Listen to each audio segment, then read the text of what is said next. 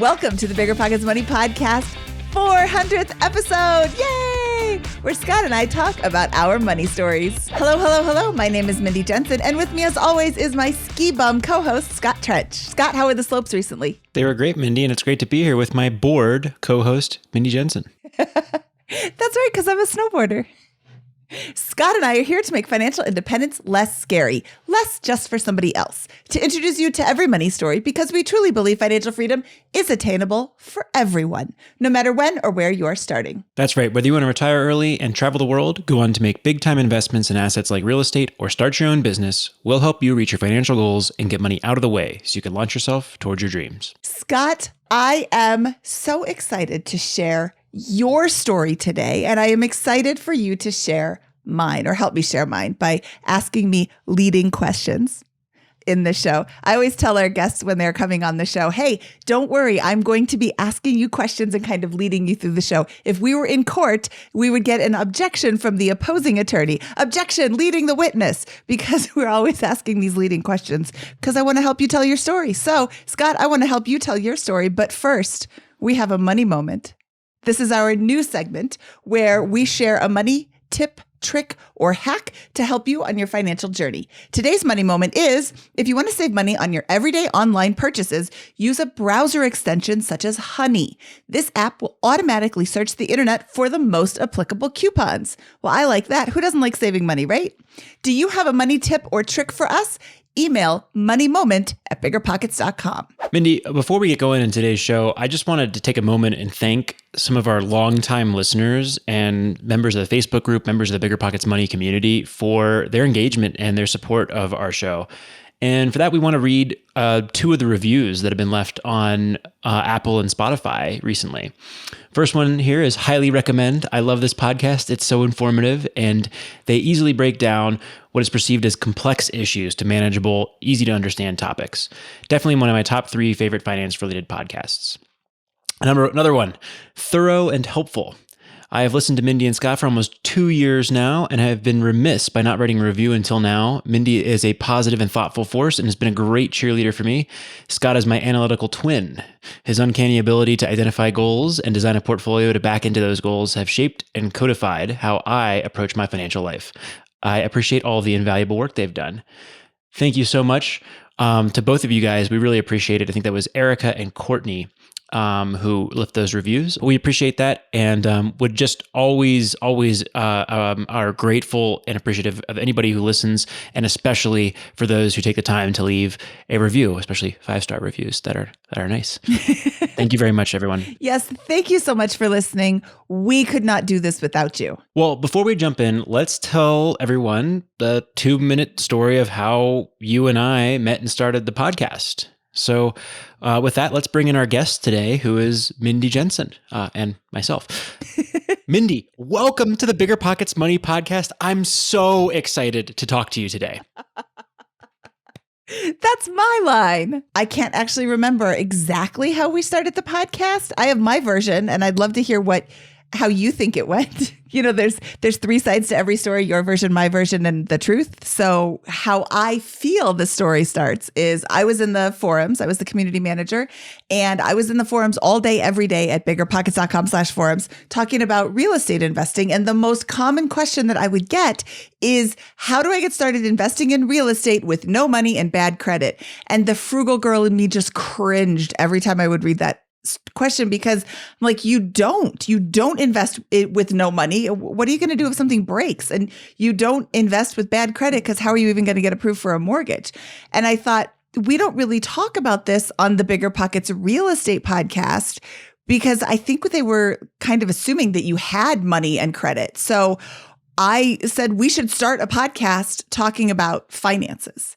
That's what I thought. Yeah, I'm largely aligned. It was the no money down real estate investing comments and stuff, and I think philosophic. And what's great about BiggerPockets in a general sense is there's no one right way to do anything. They're just opinions. And your and my opinion are just 2 voices in the crowd of dozens of BiggerPockets hosts, authors, hundreds of power users in the forums, people who post thousands of times, and millions of members. So there's no one right way to do anything. But I think your philosophy and mine is the correct answer to how do I invest in real estate with no money and bad credit is you don't invest in real estate with no money and bad credit. You get your financial foundation set first.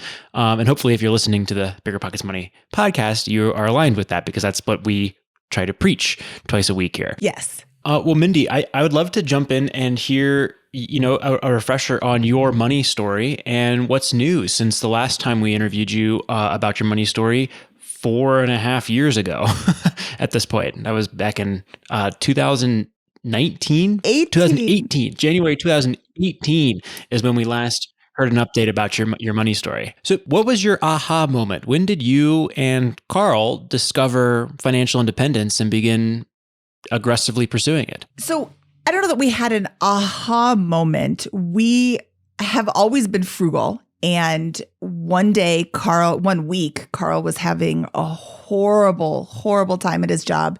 He was working on software for the VA that matched blood with the blood that was donated with blood that people needed, with patients who needed it. And if you didn't do that right, if you get the wrong blood, you could die. And there was a bug in the code that was found, and he had this panic attack for about a week. Oh my goodness, I was so careful and I checked everything and I double checked and I wrote something that could kill somebody and just could not get out of his head about this. And it turns out the person that was checking the software made a mistake. He didn't make a mistake. But for a week, he had this massive panic attack. And he's like, I can't do this. I can't do this for another 40 years. How do I quit my job early? And he banged that into the computer and up pops this website, Mr. Money Mustache. And he starts reading, I don't know, what's his big article? The shockingly simple math. The shockingly simple math to early retire. Yeah. This is crap. This guy's selling something, but he kept reading because it was interesting. And he wasn't selling anything. And he starts doing the math and he's like, oh, that actually works. That's a real thing. So he comes running downstairs. He's like, hey, I just found this website and we can retire early. I'm like, great, do it. I know how stressed you are. I was a stay-at-home mom at the time. I know how stressed you are. Just quit your job. We'll be fine. Go find another one, whatever. And he's like, and I'm going to start a blog about it. I'm like, that's the dumbest thing I've ever heard. And he's like, what do you mean? This would be a lot of fun to talk about. I'm like, nobody's going to read this blog. It's not going to, you're going to be bored after 3 articles and it's never going to, we just had our 10-year anniversary of this blog and it's still going strong. So that didn't pan out quite as I predicted it. But we discovered after doing some research into the 4% rule that we were approximately halfway to our goal. Just because we knew that we should be saving and investing. So we were, but we were just, randomly saving and investing. There wasn't really any purpose to it. I mean, there was a purpose, but you save for retirement at 65. You don't save for retirement at 40. So it sounds like financial independence runs thicker than blood in the Jensen household. Sorry, I was saving that one up for a while. Hopefully it landed there, Mindy. Well, so you started this blog 1,500 days, and then were you able to achieve that goal in the stated timeline? How'd that work out? So yeah, the stated timeline was 1,500 days or about 5 years, and it turns out that it happened in about 3 years. We had huge wins of success from the stock market. We started in 2013. We started documenting our journey, and we hit our FI number at the end of 2015. Mindy, how would you say that you and Carl one of the problems I think a lot of people may find if they've been, journeying towards FIRE for many years is the goalposts move. What they thought was enough spending, it turns out they want more a few years down the road. I've certainly found this to be true for myself. I believe you and Carl have done a pretty good job of not having those goalposts move too far on you. Is that a fair assessment, or do you have any thoughts to add there? I would say you are correct, but that's because we don't really want a lot. We have everything we need. I don't really care about clothes or the latest gadgets or new fancy cars. We were actually talking about this last night. Somebody reached out to him and said, I make, multiple six figures and I still find myself living paycheck to paycheck. I don't understand how I'll ever get financially independent. And we were talking about like car payments. And I said, we have a 2003 Honda Element that we bought brand new, the first new car that either of us had ever bought. And we have a 2010 Mindy van. It's a Mazda 5 minivan that we also bought brand new. And the Element we paid, I don't think we paid cash for, but we paid it off pretty quickly. The minivan we had a car payment for 3 years because it was financed at 0%. We went into the dealership and he's like, how much do you want to put down? Your interest rate is 0%. I'm like, what's the lowest amount I can put down? I want to finance as much as possible at 0%. Why would I put down anything? He's like, how about $500? I'm like, great. That sounds awesome. So I paid off $20,000 over 3 years with 0% interest, which was awesome. That's the best. I'll do that again all day long. But we haven't had a car payment since 2013. And you hear these stories of people who have car payments that are $600 a month, $800 a month, $1,000 a month. I was looking through some Finance Friday applicants with our producer, Kaylin, earlier today, and someone had $1,038 a month car payment. I'm like, my mortgage is $1,300. You're never going to get to FI if you're buying these extravagant things. If you can reduce your desires, it'll be a lot easier. Or, make a list of the things that you really like and that you really find value in. I don't really have a lot of value in my cars. I have no value in my cars. They're worth $0. But I also don't, they just get me from A to B. I don't care about them. If that's something you do find value in, great, find a way to afford it. But, don't spend on all sorts of things that you don't care about. I think it comes down to you nailed your priorities and you stuck with them and you did not let them increase, or you not let your desires increase for spending over the time, over your journey to financial independence. I think that's the real trick. And that's what separates folks who actually FI from people who maybe struggle with it, especially in the later years and have one more year syndrome. How much of an impact was the stock picking and the excellent performance of Google, Tesla, and some of these other things in pushing you over that hurdle? And if you had invested in index funds, how much longer do you think it would have taken? What year do you think you would have hit FI? So, Scott, this is a really interesting question. We preach index funds. The whole personal finance world preaches index funds. It's set it and forget it. It's simple. You don't have to really know what you're doing. You just put money into index funds. It would have taken longer if we had just put our money into index funds. We were in incredibly risky stocks. We were in tech stocks, and there were some stocks like Snapchat and Twitter that we did not buy because we didn't really feel like that was going to take off. And I'm not really sure. That was more Carl. I'm not really sure why he felt like those weren't going to take off, and they didn't. We invested in Facebook, which came out, went straight down, and then started going up again. Google's a verb. The name of the company is an actual verb. That's going to take a long time to take over. Like Xeroxing, right? Yeah. My daughter the other day said, Mom, what's a Xerox machine? Well, she said, what's a fax machine? I'm like, it's like Xeroxing over the phone line. She's like, what's a Xerox machine? I'm like, you're grounded. You can't ask me these questions.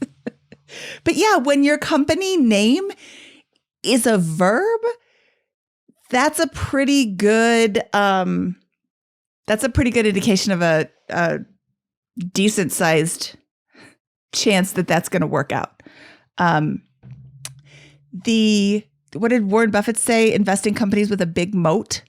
So index funds are great. If you don't know what you're doing, if you're not sure, if you're not willing to do just copious amounts of research, you should absolutely do index funds. But we definitely got there faster through risky tech stock investing. If you had to guess, how much faster? Probably like 5 or 10 years faster. Wow. So this was a huge factor in your ability to attain financial independence. Yes. I believe that we still would have attained financial independence. It just would have been much slower if we had not done individual stocks. And this is absolutely a do as I say, not as I do kind of thing, because I'm not advocating for that at all. There's a lot of research. I can't even tell you how much research Carl does on all these tech stocks.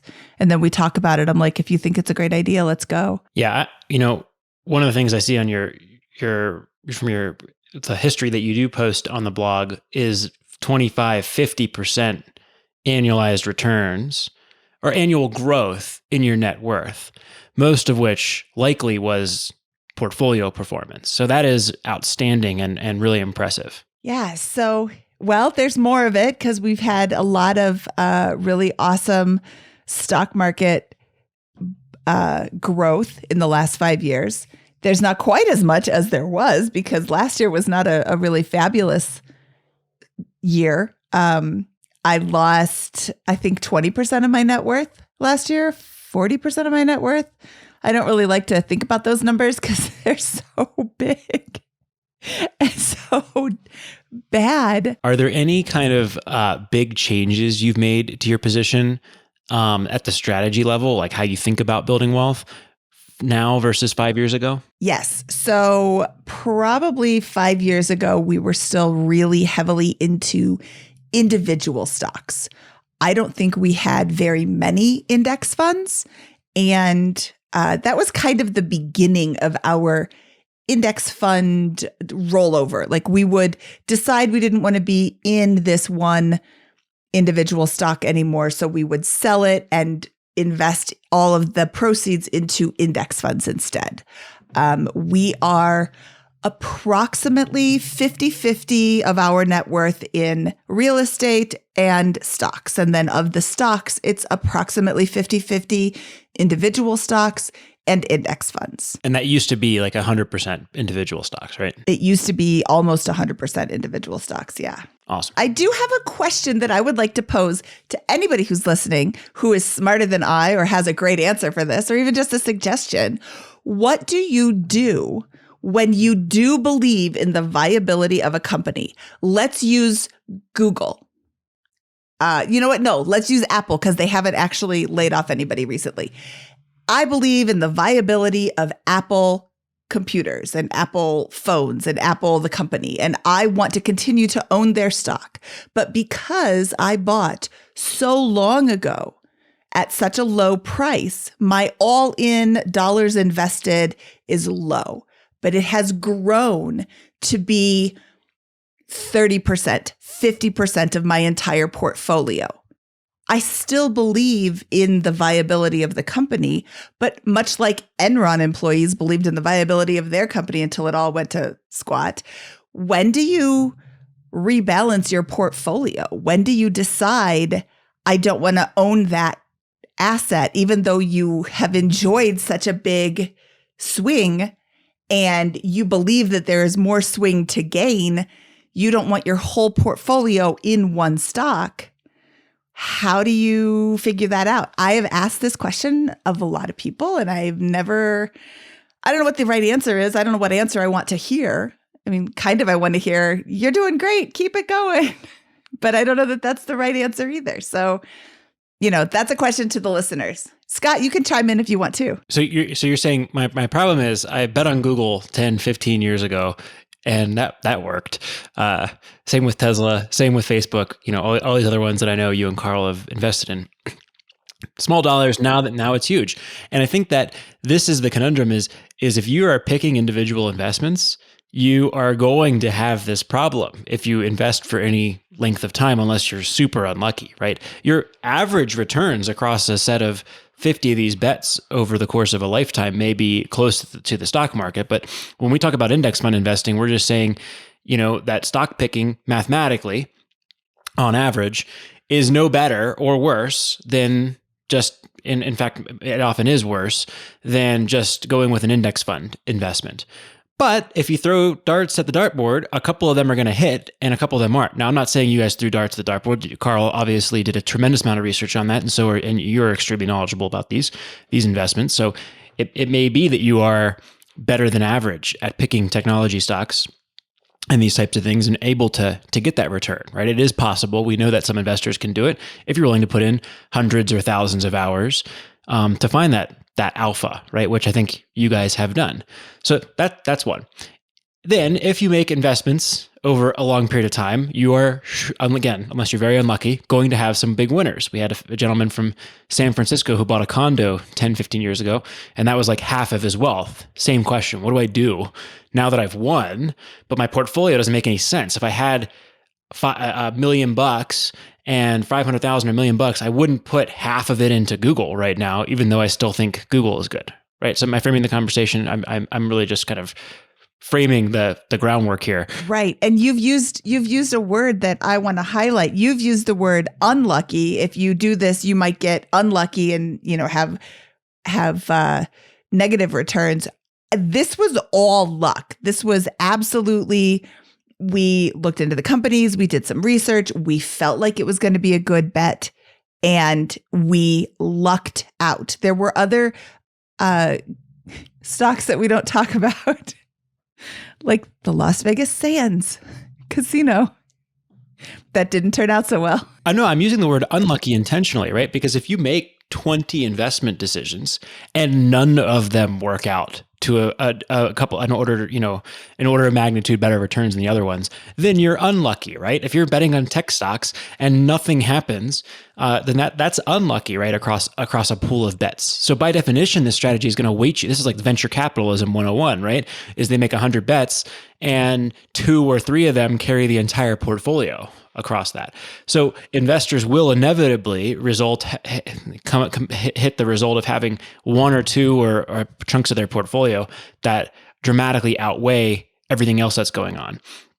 So I think that's the question, right? Is what do I do at that point in time? And I think what you do is you go back to the drawing board, and it's the same tool that we've talked about in the past. You say, if I had converted my entire position to cash after tax, how would I invest it right now? And if you have a long-term philosophy, then that answer will be pretty clear over time, and you can kind of you can grapple with that. You may need some time to bridge it. It's never going to be truly clean because there may be tax consequences for making those choices. And you may find, you know what, I kind of like Google still, even, and my philosophy's changed, but I'm going to actually update my written investment philosophy to say, no, I want to be exposed to opportunities that I think are particularly good. And, the index fund stuff is great, but I'm going to change my philosophy to go with the approach that works better for me. I like that answer, Scott. But I would love to hear anybody else chiming in our Facebook group at facebook.com/group/BP Money.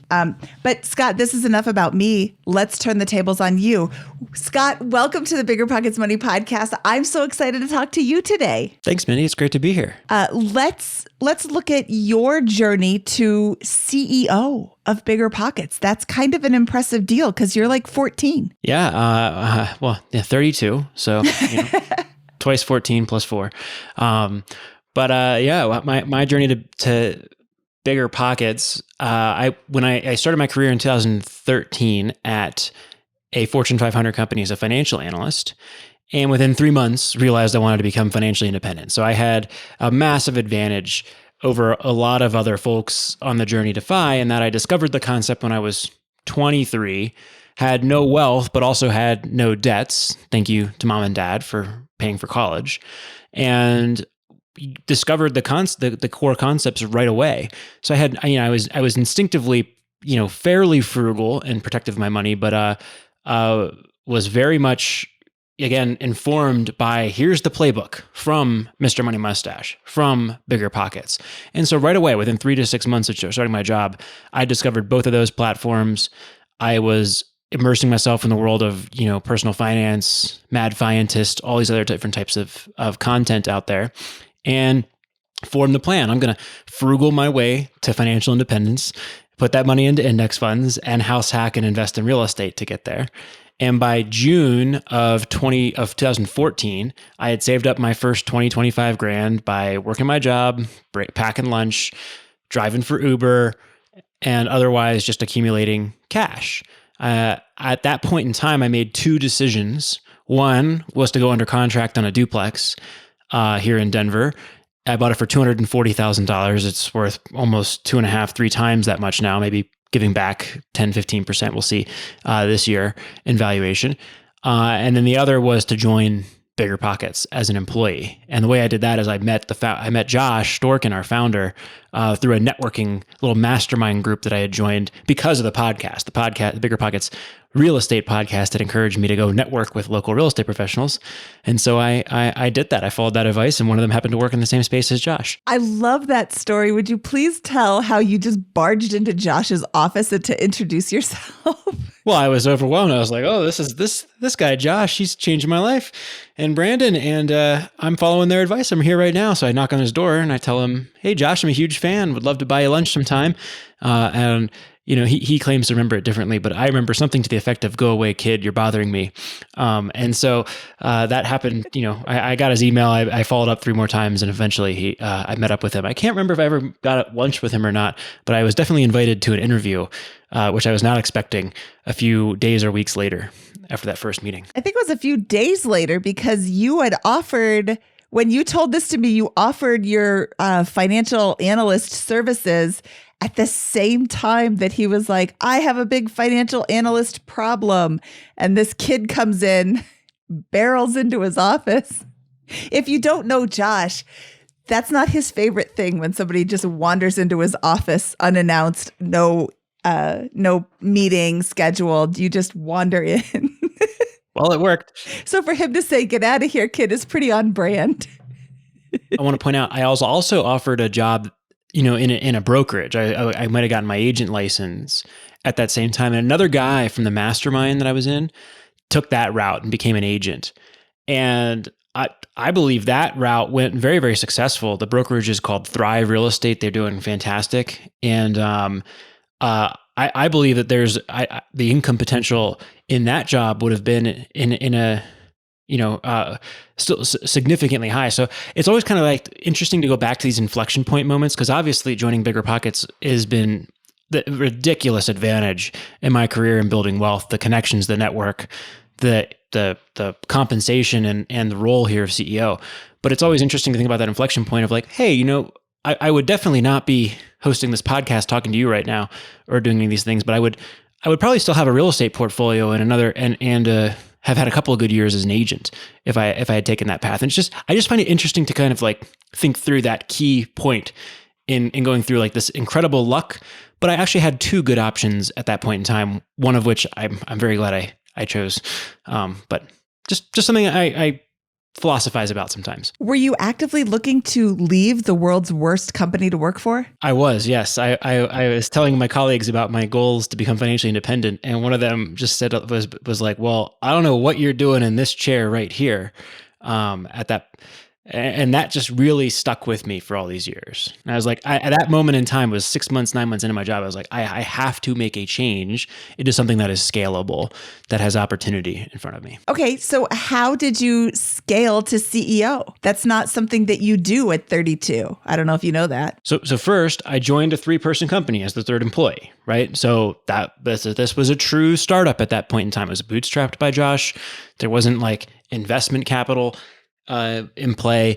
And so what did I do? I served Josh and BiggerPockets as loyally as I could. I said yes to every opportunity.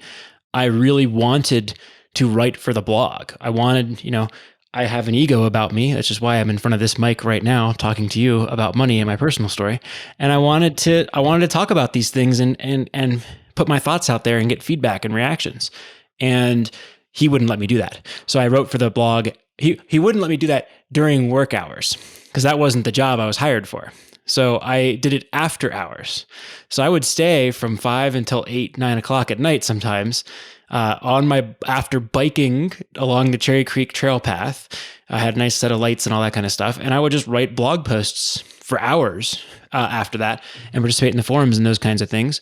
And then I said yes to every opportunity. So every problem that materialized at the business that I was capable of solving, which is pretty much all the problems except for at the time, except for anything to do with technology, coding, those kinds of things, I would say yes to. I would be like, hey, we need to figure out this growth hacking thing.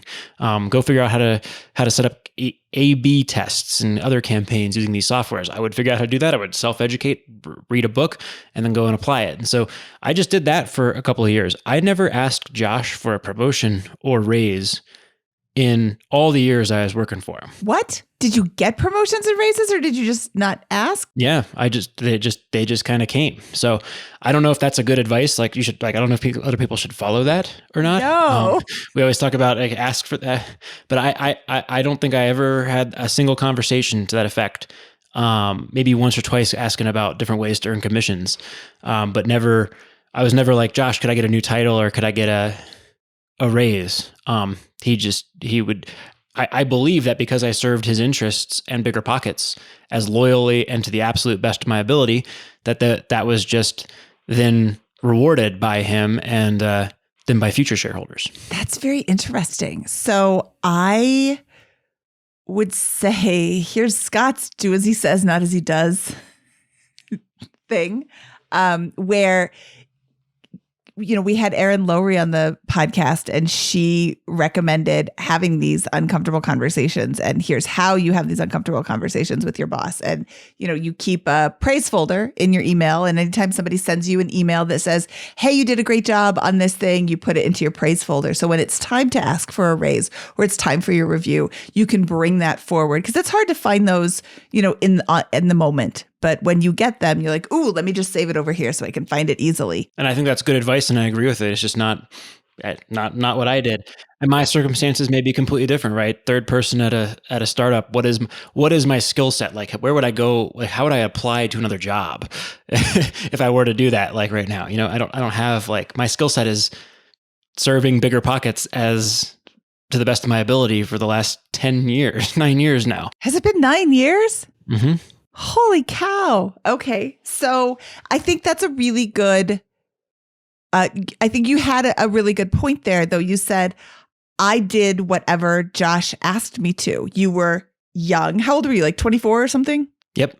You were young, so you didn't have any obligations. And I make a lot of fun of you being so young just because I'm so impressed with what you've accomplished at such a young age, not because I think that it's undeserved. I hope everybody gets that it's fun, ribbing and fun, not I'm not mad. But you were very young doing all of these things. You had no obligations, no wife, no child, no, anything. So you could stay at work until 8 o'clock at night or 9 o'clock at night. So let's talk about the promotions that you got. When I started at BiggerPockets, you were the director of operations and you directed the operations of the company. And then a couple of years later, Josh stepped back and made you president. I don't think you were president before he stepped back. Were you? Well, first I had the title Vice President of Operations. So I don't remember exactly when that happened, but sometime between 2014, and I love that, VP at BP. I could not stop. I put that all over my LinkedIn and all that kind of stuff. I was very proud of that and had a lot of fun with that title, VP at BP. And then I in 2017, Josh, late 2017, that's when Josh had the unfortunate situation with his family and his daughter's health. And so he had to step away from the business. And for a period there was no change. It was just kind of, we operate as a leadership team together. That was a big moment in my career where I was very grateful and humbled, was when I was elected by the team as the acting CEO in Josh's absence. And then he named me president 3 or 4 months later, formally. And that's when we began to bring on the new shareholders, our partners in McCarthy Capital. That took all of 2018. So Josh leaves in late 2017. Late 2018, we bring on our new partners. And I remember thinking during that period, geez, there's really good things that we're doing here, but I imagine that if you're a private equity investor, somebody like that you really know what you're doing here. And I'm 27 and I don't know what I'm doing. But I don't want a new boss after this or however that's going to work or anything. So I was like, I'm going to become, I don't think I can fool smart people who would have the means to make a large investment in BiggerPockets. I'm going to do whatever I can to become the CEO that they would want to invest in. And so that meant more books, being fairly decisive, looking around and kind of doing an honest appraisal of like, I've been here for a while and I don't really understand what these 5 or 6 people are doing. Like what they're fundamentally, how that's translating to value creation for the business at the highest level. And I remember I had a conversation at one point that was like, with the group is like, I don't know exactly here, and here, but you're now on this, you're now on this, you're now on this, you're now on this project. And that conversation later became to be known as the BiggerPockets, because half of those folks left within a few months of that conversation. My fear though was, and again, we have great shareholders that none of these things came to pass or whatever, but was that new folks would then make the changes if I didn't make changes ahead of time. So there were definitely some hard moments in there, but that was a big inflection point for me. Was I think that period from 2017 to 2008, late 2018. Yeah, I remember the BiggerPockets. That's a great word. That's Craig Kirlap's word. So you said earlier that you wanted to pursue financial independence while working at the world's worst company to work for. Why did you go the CEO route instead of the FI route? So that's the big contradiction, right? I wrote a book called Set for Life that talks about binge watching Game of Thrones until 2 a.m. in the morning and showing up at the gym on noon on Tuesday. And I live a pretty, I don't know, there's no such thing as normal, but I live in an average place in Denver. I go to bed at 9, 10, 10:30 at night. I wake up at 7. I do the same thing, and I've done it every day for 9 years now.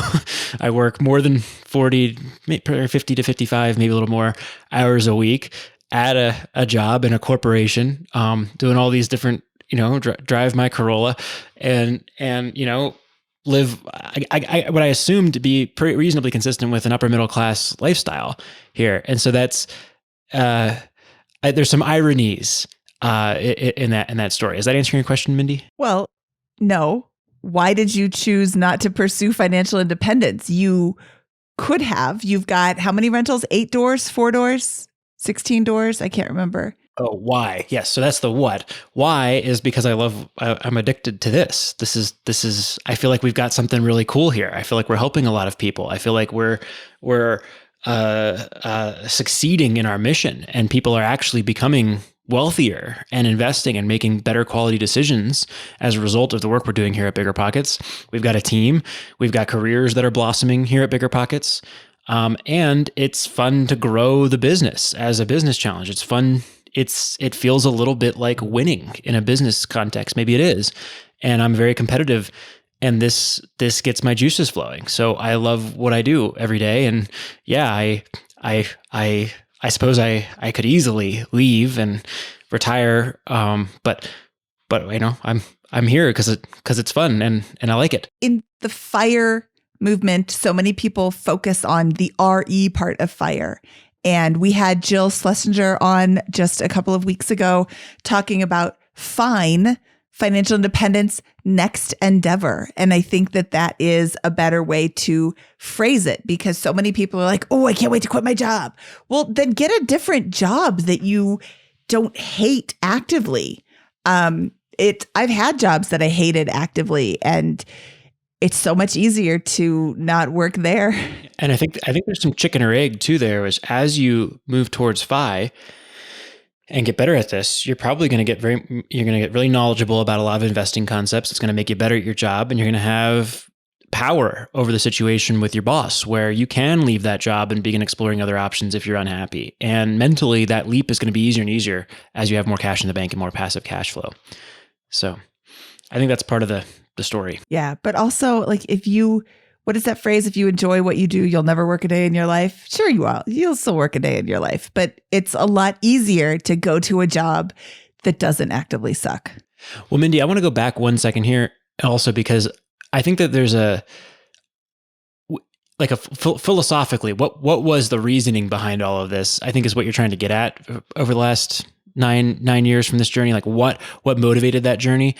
Is that kind of along the lines of what you're? Well, I just want to know why, when you worked at the world's worst company to work for, you were actively pursuing financial independence. And now that you don't work at the world's worst company to work for, you aren't actively pursuing financial independence. You're still, let's see, you're not actively pursuing retire early.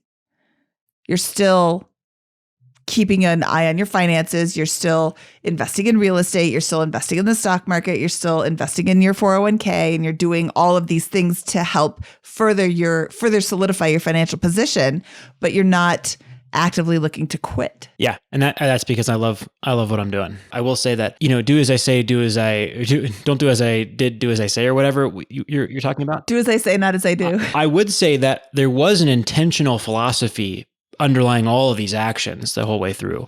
And it was two parts that I think a lot of people are either or on, and I was and on, right? And those two parts are, one, a formula for moving towards financial independence. And that formula for me was spend less than I earn, house hack, and dump the rest into index funds. And I still follow that formula today. That's the underlying piece of this. But I also believe that on top of that, there are opportunistic items that people should pursue. For you, that was Google, Tesla, Facebook, these other investments that you put large dollars behind. And for me, that was a winter gloves for driving business that failed. Trenches Tees, which had a t-shirt with Buddha on the front asking a hot dog vendor or saying, make me one with everything on it, which surprisingly didn't sell. And yeah, the vendor replied, change must come from within. So I still have some of these shirts. They didn't sell, but I took a shot every 90 days on something. Sometimes it was synergistic with where I work at BiggerPockets. Sometimes it was totally unrelated. Sometimes it was a real estate investment.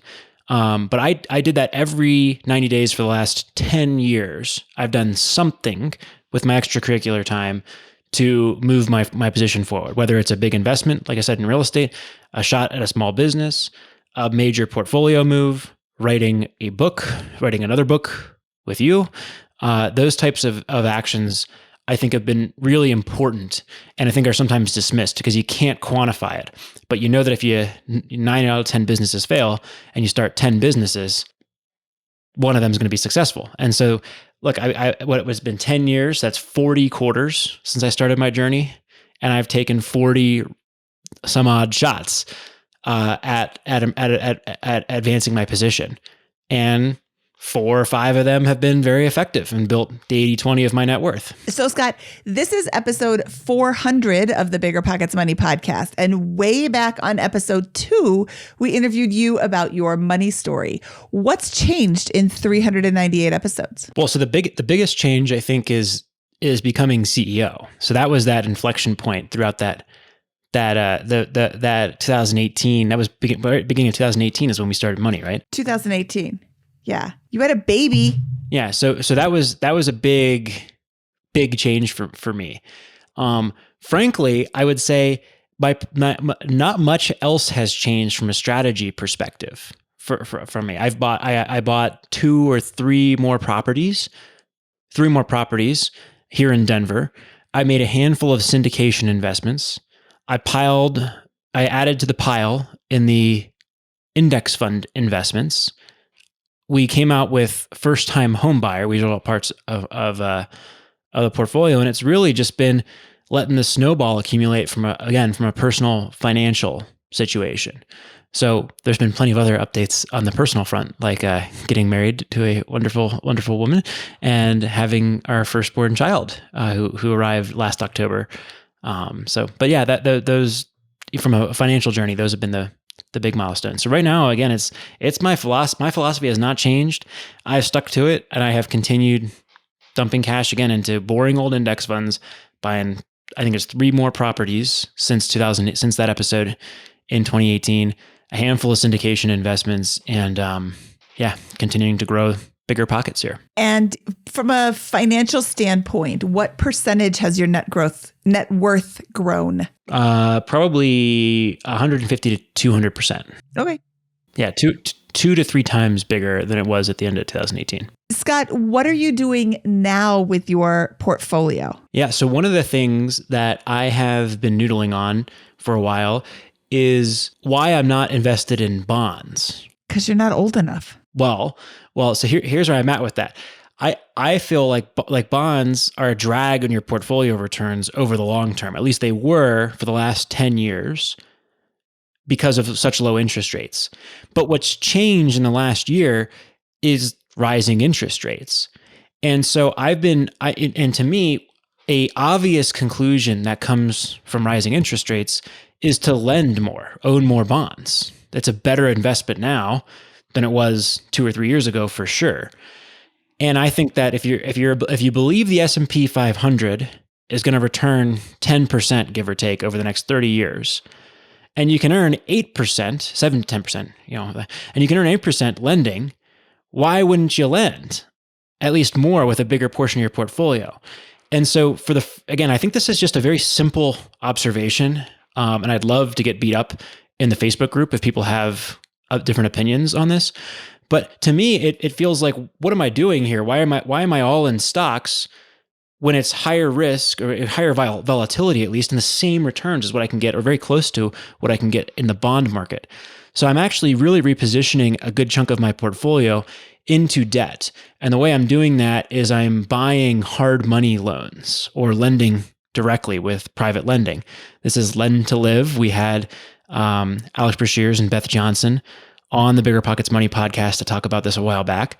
But it's that approach. And I feel like, hey, these are great. My worst case scenario, Mindy, I actually met with you for a beer to talk about this my first of these investments, not 2 or 3 weeks ago, is, hey, if I'll foreclose on this property and I'll now own it in cash for 30% off its current market value. So I really like lending right now. I think there's a lot of safety in it. And that particular loan is going to generate 11% return for the next 6 months. Short-term loan, I'll get my money back very quickly.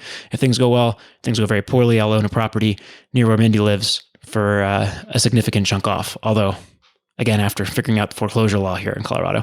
But that's the gist of it. And so I wanted to throw that out there. That's something that I'm very serious about doing with my own portfolio. I've already committed a big chunk there and intend to rebalance a little bit of my stock portfolio into more of this type of debt. Well, that's interesting. Well, I would like to catch back up with you in about 6 months and see how your experience went for the first one and see if you would do it again. Yeah, you will definitely know about that, Mindy. I know, but we'll share it with our listeners too. And if that house defaults, I almost hope that they do default. If that house defaults, then I want to buy that from you. Yeah, and Mindy, by the way, I'm very lucky to have a contact like Mindy and to co-host with her because she, again, it's right near there. She's an agent. She was like, these are the things you should like about this. This place floods, but this is on a hill. It's going to be away from that. All these little things I could never have gotten as an out-of-state lender or someone without a friend like Mindy. So I really appreciate that. Scott, this is our 400th episode. It was very fun chatting with you over the last 400 episodes. And I'm so thankful to all of our listeners for sharing these 400 episodes with us. Yeah. And thank you, Mindy, for being such a great partner over these 400 episodes as well. It's been a lot of fun. And special thanks to Kaylin, our producer, for being the rock star that she is. All right. From this 400th episode of the BiggerPockets Money Podcast, he is Scott Trench, and I am Mindy Jensen, saying, in a while, crocodile. BiggerPockets Money was created by Mindy Jensen and Scott Trench. Produced by Kaylin Bennett. Editing by Exodus Media. Copywriting by Nate Weintraub. Lastly, a big thank you to the BiggerPockets team for making this show possible.